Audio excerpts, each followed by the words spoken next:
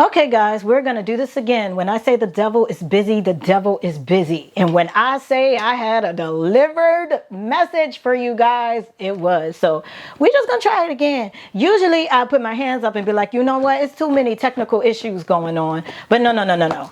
Because I know what this is. And I don't know, maybe it'll be better this time. But you know, sometimes you be thinking like the first one was good and you'll never get nothing like that again. And a lot of times though, it turns out better the second time around. So let's get into it. Okay.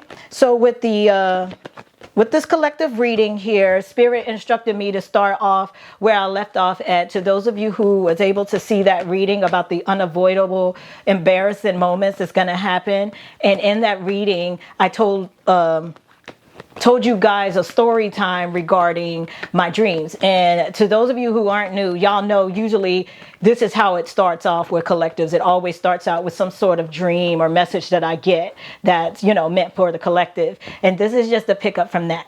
So basically, to those of you who are familiar with that story, I did end up finding out what that was about.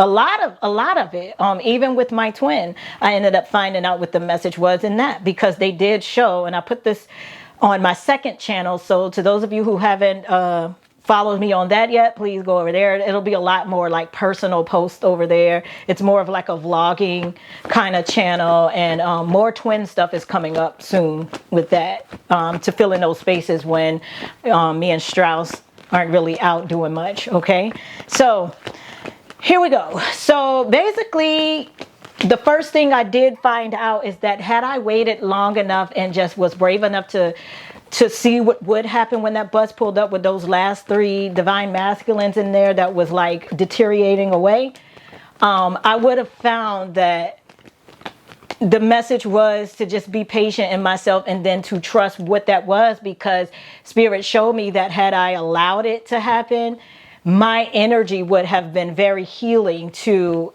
my divine masculine if he would have approached. But I had to allow it in order to do that. So I did figure that out. I was like, wow, okay, I was running from what looked ferocious on the outside, and I didn't want to be associated with any of that, because in my mind, I didn't feel I earned that. Like, this is graduation we're talking about. How do I end up with the ferocious looking guy that never gets off the bus, and everybody else get the fine looking men that da. But I learned a lot about that. I did. You know, that told me a lot about our self-esteem, our fear of rejection, the self-harm that we do, like the self-abuse that we give onto ourselves for the energy that we take on, all of that. It was a lot I learned from that. So then, guys, check this out. So then one day I had a dream. This was before I really launched my second channel. Y'all know the channel was sitting there and I was just waiting for God. Y'all know how I do. And I ended up having a dream about puppies. What happened was I was in a hospital bed and it was black. And so it's like they woke me up from, you know, being under, or I don't know if I was sleeping or what, and I was tired, but you know how pregnant women are after they give birth and stuff. And so I opened my eyes and the nurses were all around and they were like, yeah, you gave birth to a basket of puppies. And I'm like, puppies? You know, but in the dream I felt elated. Like, I was so happy. I was like, wow, I did it. I'm alive. The babies made it. And so the nurse beside me, you know, grabs the basket and, you know, shows me the puppies. Kind of like when you give birth to a baby and they do the skin to skin contact. Mine was just a basket of puppies. They were black and white puppies actually too. So there you go with that, right? The black and white towel. And so they were sleeping and I could hear them, you know, doing their little cry a little bit to just, you know, get on top of each other and stay warm and stuff. You know how literal puppies are. So I look it up and it meant exactly in the path that I was on. So then the next day, guys, because remember I posted it to those of you who were able to see it. And I'm like, oh, there's more. There's something to this. So the next day I had a dream. I was back in that school. Y'all remember the school where everybody was graduating but me, because their divine masculines was choosing them and they were getting pregnant and all that kind of stuff. And I was feeling left out. So what ended up happening is I'm walking down the hallway, and then when I say the school was so lively and everything felt so fresh, the floor was freshly waxed. You know how the custodians get down, how I be looking the first 2 weeks of school. So I'm like, wow, it's very nice in here. It was fresh paint, everything. And I'm walking down the hallway and I'm hearing these teachers in their classes, and they're kind of all like talking to each other, going in and out of the teacher's lounge and all, you know how teachers be when the students ain't there, working on their lesson plans and stuff. And I had the understanding that I was a teacher in the school. And so then a custodian told me to go get open one of the doors that, the puppies were trying to get in. There were puppies looking for me. And I'm like, puppies looking for me? So I go to the back to open the door, and there were the puppies. They were walking, and their eyes had opened, and their tails were wagging. They were still, you know, small, but they were very playful. They had grown so much. And I was like, wait, these are the puppies that I gave birth to. What are you guys doing here? And so I picked one up, and then it was like a nice little handful of them. Probably all of it was in that basket. And they started following me down the hallway. And I just had the understanding that these puppies were my students. They were, you know, they were coming, they were ready for school. And I'm like, oh. So the problem was, guys, first of all, I was in the wrong place with my state of mind and who I thought I was. See, that entire dream was a problem to begin with because I was never a student, you know, but I was selling myself short. And so this is the lesson. You know, for the rest of this year, I'm sure this is going to be a thick lesson for us all. We have to be careful not to water ourselves down and sell ourselves short just because we're looking around and we're seeing everybody else doing something that we don't fit into doing. So we're thinking we're being left out because this one is doing it. This one has a friend. This one is going this place. This one is having a baby. This one is engaged. Yeah, for them, that's what that is for them. But we have to awaken to the fact that to us, it's a stunted environment. And if we don't recognize that, we can trick ourselves and fool ourselves into thinking we're being left out because we're not fitting in with what they have going on. But the problem is we're in stunted places that we're not supposed to be in anyway because of how expansive our minds are and what is meant for us to really do.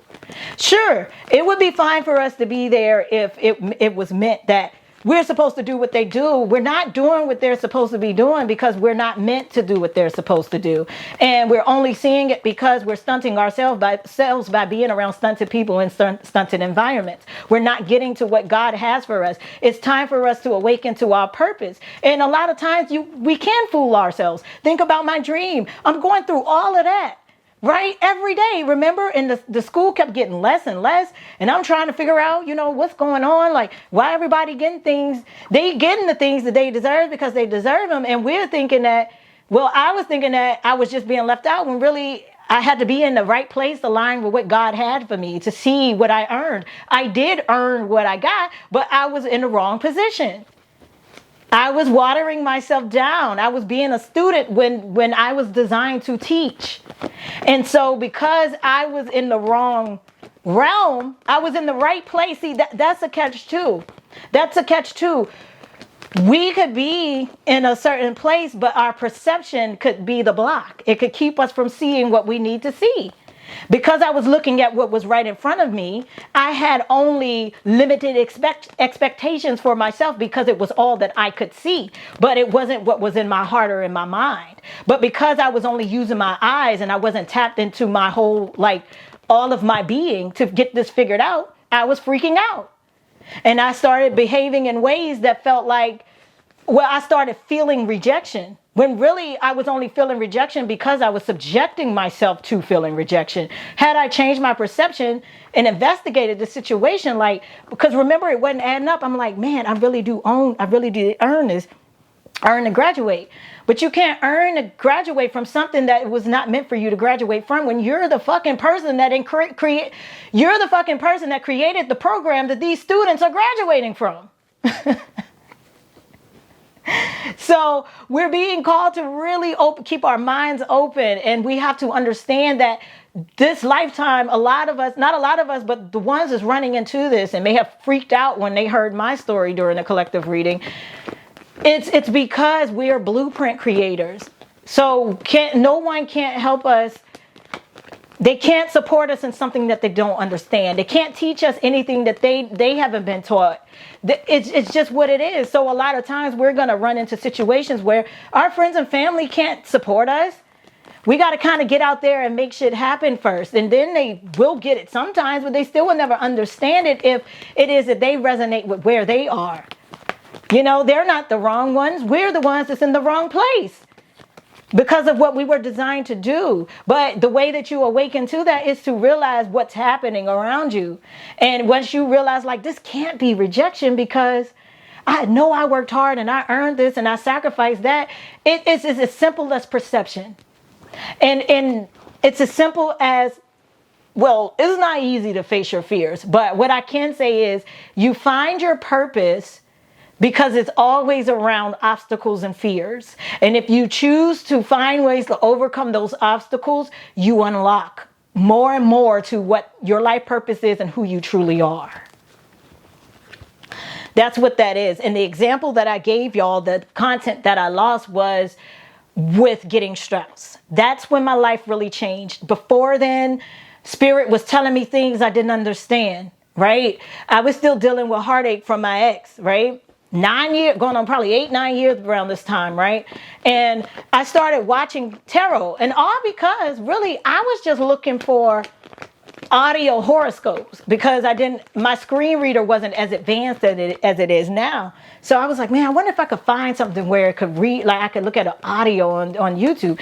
And then I seen all this tarot, and I'm like, damn.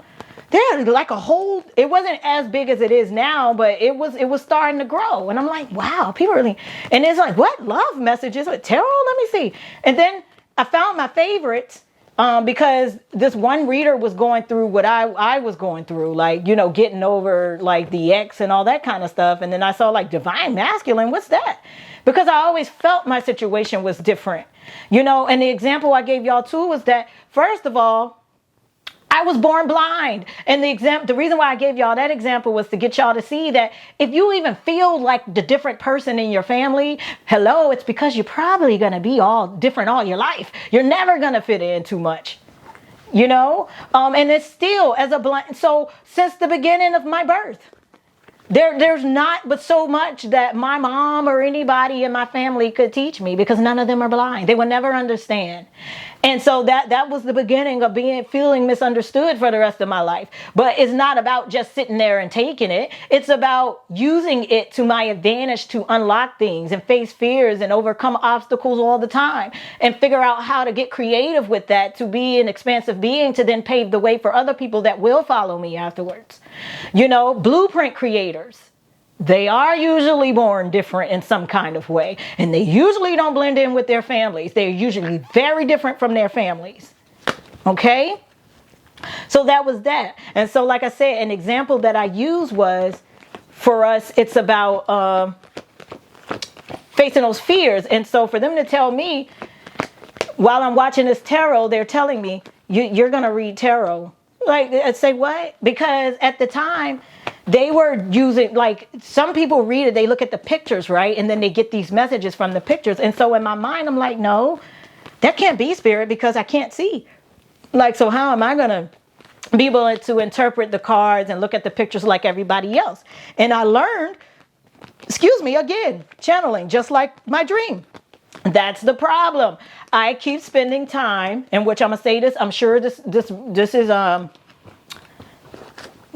is applicable to you guys too. You probably spend a lot of time trying to fit in and do what other people do, the way that they do it, when you're not designed to do that.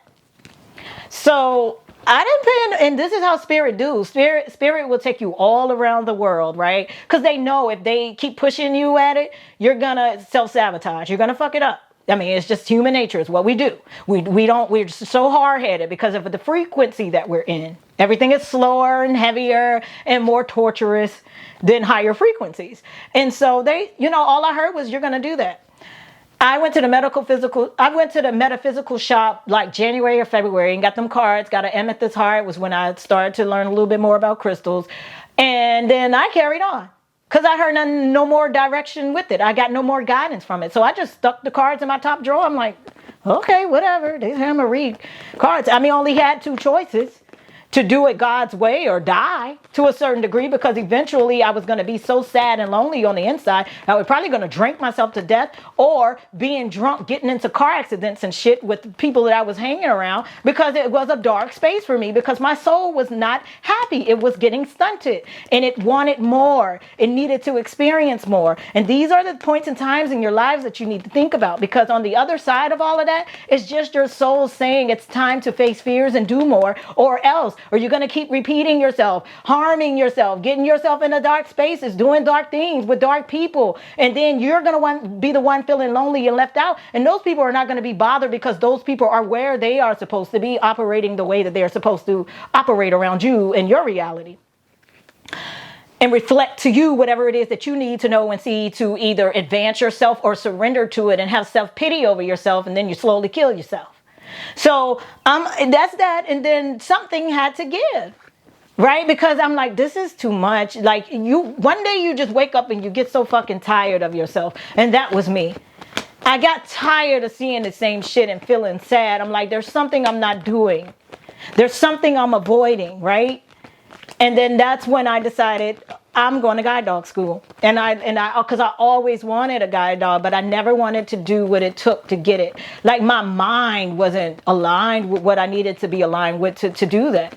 It felt like frustration. And at the time too, I was working on my master's degree and stuff and dealing with other life things that sometimes it just don't be time, but God still prepares you. He brings in things bit by bit, or, that spirit, the eternal source and light will guide you, but it just, they don't throw everything on you at once. And a lot of things don't make sense at first that they tell you that you're going to do, because you just don't think that you're capable. And that's why we end up in places that we end up in, because it just don't make sense to us. But the whole time you're being prepared.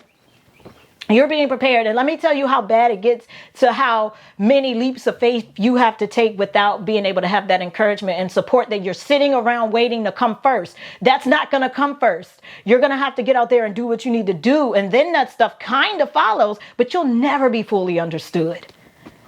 You know what I'm saying? That's just what it is. But it's okay, just as long as you get it and you're able to pave the way for other people once you start to figure these things out, because you're a blueprint creator. And so what ended up happening was, I didn't have the support and encouragement that I wish I had when I went away to guide dog school. Even the application process, that was a lonely place, y'all. Let me tell you how cold it got for me, y'all. Let me tell you.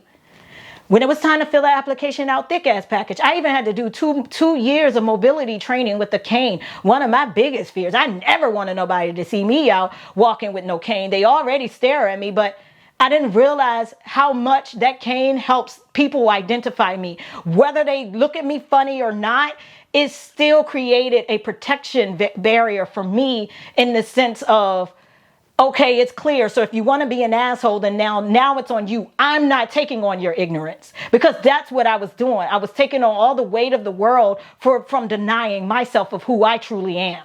And that's for y'all. That goes for y'all too. Don't be trying to hide shit to spare other people, because they'll never understand one way or the other. You'll have some that won't, but majority will start to get it once you start to get it within yourself. And so once I started owning more of myself and letting go of what people may think when they see me with the cane and the Ray Charles sunglasses and shit, I started to identify more with the world. I didn't feel so closed out no more, because I was identifiable. And we hate being labeled, I know, but you got to start somewhere to find your way and to get into your purpose. And so I did all I had to do. They had the fitness test. I had to go to the doctor. The doctor had to fill something out, send it in. It was a process. It's like getting into college, because I think it's a $50,000. No, it might be like $100,000 program. First of all, right? They work real hard. Like, it's a beautiful thing though. And all the time I'm going through what I'm going through, Strauss is being born. And then Strauss is being trained for me. I just think it's the most beautiful thing when it comes into full circle and you really find out what's happening on the other side and how God really is making all this stuff come together and how things be happening simultaneously as you're being prepared. Things are being prepared for you as you're being prepared. You know, it all will align. And so what ended up happening was, so I didn't feel like I could go to my mom and anybody else to help me fill out the application, because even if they would have sat down to help me, I didn't want that kind of energy tied to me applying for it. I needed all the clear energy, you know, all the good energy I could get. But I knew I was going to have like full support. So there's this girl, she's my friend to this day. She's still that one that when I want to do things that I know is going to be hard for my mom and them to understand, she's my go-to. That's my girl. I love her so much. What happened is she had a rough childhood, so she wasn't able to read and write like talking about, right? But I needed, because we made that shit work, basically, because I felt that energy was more important than just getting the paperwork right with the writing and stuff and the spelling. I'm like, no, God is like, this application is gonna get accepted. I used her eyes and she used my mind. We sat down and we filled that application out, and it all worked out. She's a better reader and stuff now, but she'll tell you this herself. It's her story though, you know, but that's why I love symbiosis. I love, and I'm a Libra, so I love partnerships and stuff, because I've seen it in ways from being blind that like life couldn't, like I can tell as God, like life could not just hand me a symbiotic relationship without me having a very deep understanding of what it is. And so by the time I got, like, I had to, like, when I was younger and stuff like that, I kind of like work with other kids, like other kids would guide me. Like I never forget, like my mom and my auntie and them would be like, grab Diamond's hand, grab Diamond's hand. So by the time I got to guide dog school with Strauss, like the instructors were so shocked. They were like, you look like you've had a guide dog before. Like, how are you you're not afraid to trust him to guide you? I said, listen, when my niece was 3, I was like, look, my 3-year-old, I had to trust my 3-year-old niece to lead me sometimes in the dark. This ain't nothing. This is nothing. But that's what my point is. You'll go through different things and you'll never know. Like when you get there, you be prepared for it. So me training with Strauss was nothing. Actually, he did better than humans. You know what I'm saying? I'm like, oh no, he's easy. I was like, actually, sighted guide with humans is harder than Strauss, because Strauss just flows. Humans think too much when they guide me. You know, they're either too neglectful or either they're too attentive. And then it takes away from the flowing of walking, because either they're thinking too much. Oh, is you okay? We're going to run into this. They think too much about what people think. And then if they're too neglectful, that's dangerous. And then we will end up having accidents because they're too neglectful. You see what I'm saying? And having to find that balance. So basically all I'm saying here is that, and the message is, and then I'll get some cards for y'all to see too, but this is all a recap of what the devil tried to get me to get y'all to miss, okay? And just know it's going to get heavier within the next 2 to 3 weeks. But just keep on pushing and just do a do-over, and it does not matter. It'll get better and better. It should. But what I'm saying here and what it is for the collective is that a lot of you are very special. And a lot of your life purpose is around what you fear. A lot of your purpose is around what you may feel is an obstacle, or that you can't do. There's no way I can do that. I ain't got the money, or my mind, I can't think straight. I don't know how to retain information. The thing is, it ain't that you don't know how. Is that because it's never been done in a way that God is preparing you to do it, you think that it's impossible. But these sorts of things happen to show you just how powerful we are as beings and how we're here to expand. We're not all here to do the same shit. What's the point in coming if we're all coming to just operate and do the same shit that's already been done? We're expansive beings. We come to invent new ways to do things and to raise the frequency, because the easier we can get things to go by going through the trenches of the toughness, the frequency rises. And that's what we're here to do. So, okay. So 2 of Cups. 5 of Swords. So yeah, that was beautiful to see those little puppies trotting down the hallway with me. I was like, yo, damn, this is crazy. I'm trying to graduate with students and I was a teacher the whole time. No wonder I was having issues. No wonder I felt so rejected, because I was placing myself in places that I've already been. Like, I was selling myself short. Look at this emperor right here. And that's you. That's y'all. If you're finding that you're struggling with shit, it's because you're in places you're in places that you aren't supposed to be in to even reciprocate, to grow. And you got to go and do things you never done. Like, could you imagine when I was scared? I'm like, yo, I've never flown that far away by myself without, first of all, like, I think it's only so many of us that even flew on a plane out of my family.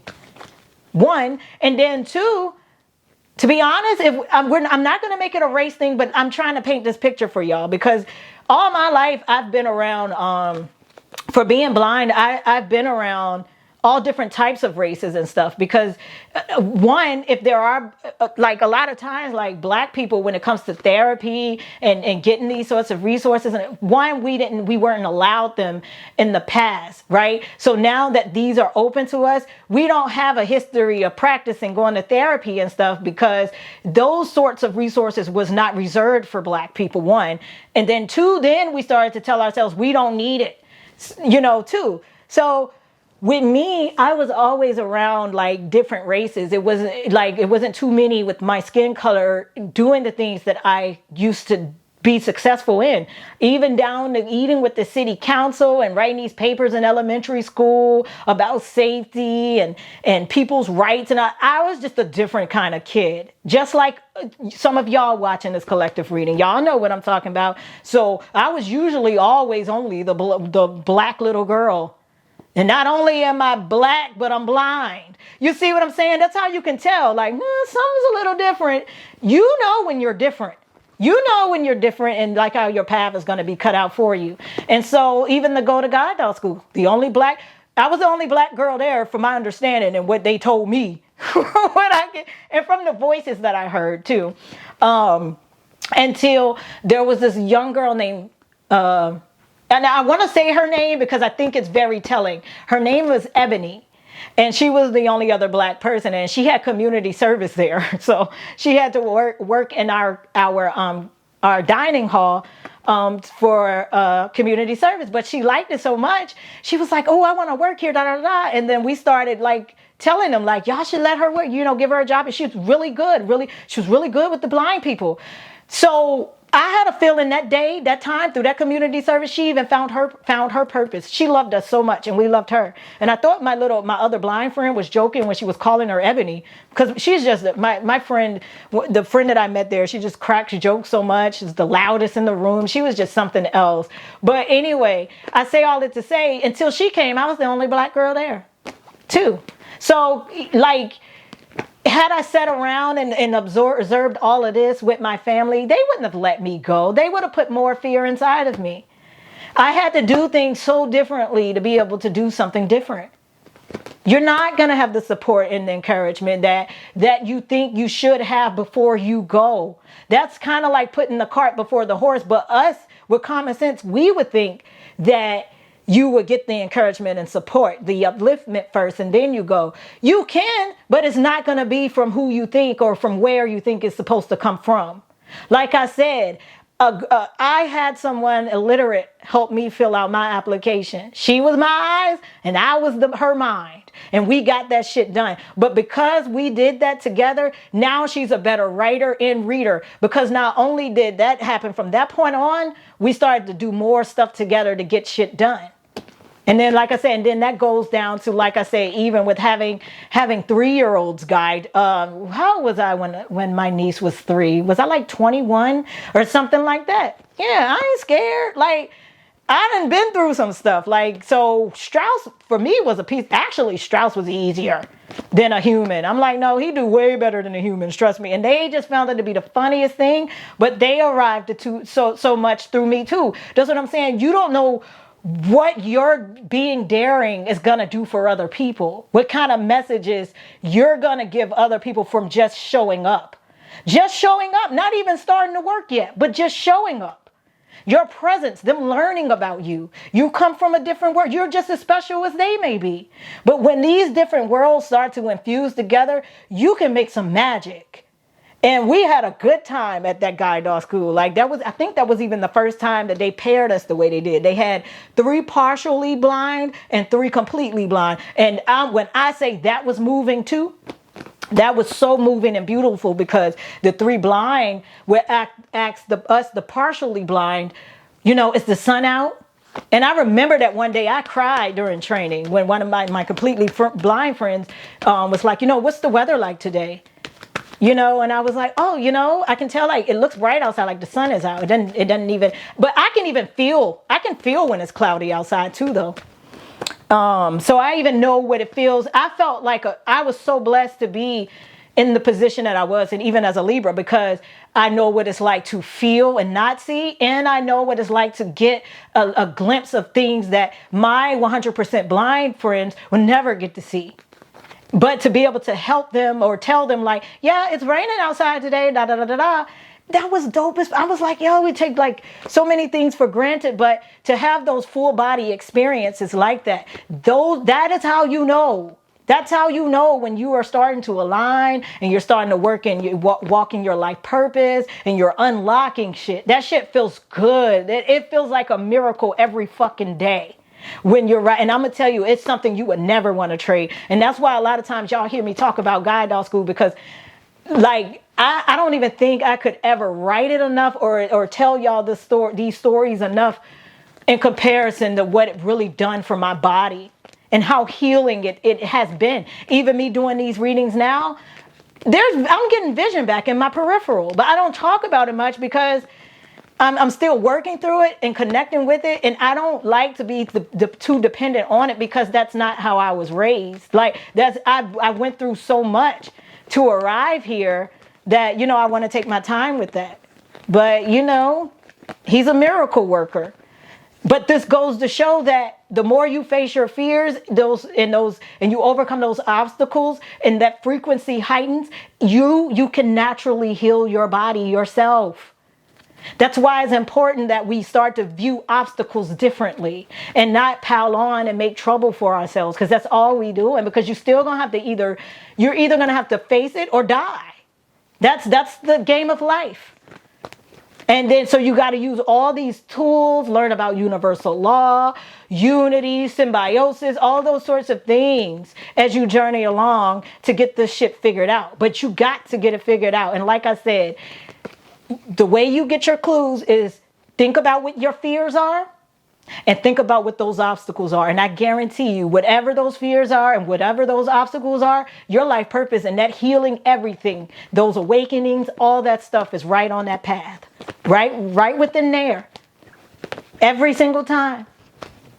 But they instructed me not to pull no cards, so this was just a lecture from the first time I pulled the cards. But guys, that has been your collective reading. My name is Diamond. You're watching Pretty Blind Eyes, and I'll see you next go around. Bye.